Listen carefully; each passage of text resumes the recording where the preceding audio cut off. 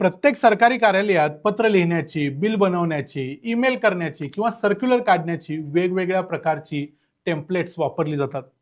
टेम्पलेटचा फायदा हा असतो की शून्यातून सुरुवात प्रत्येक वेळी करावी लागत नाही आणि तुम्ही एखादी गंभीर अशी चूक देखील करत नाही, कारण तुमच्याकडे फॉर्मॅट रेडी असतो.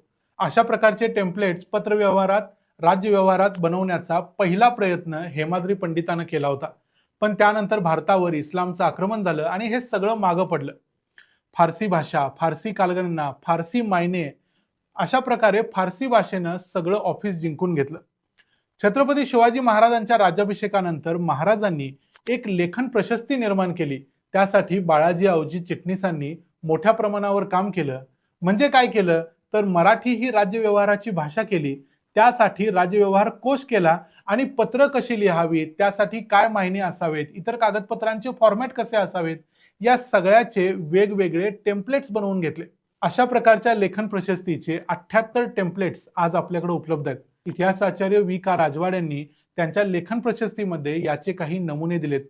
म्हणून बघा, शिवाजी महाराजांची सुरुवातीची जी पत्र आहेत, म्हणजे जेव्हा त्यांचं वय अगदी लहान 15-20 वर्षांचं होतं, तेव्हाच्या त्यांच्या पत्रांची सुरुवात अजरख्त खाने राजश्री शिवाजीराजे अशी व्हायची आणि नंतर राज्याभिषेकानंतरच्या त्यांच्याच पत्रांची सुरुवात बघा, अखंडित लक्ष्मी अलंकृत राजमान्य राजश्री शिवाजीराजे अशी होते.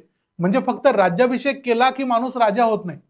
राजा होण्यासाठी गुलामगिरीची सगळी प्रतीकं फेकून द्यावी लागतात. महाराजांनी आपल्या ऑफिस पासून या गोष्टीची सुरुवात केली होती.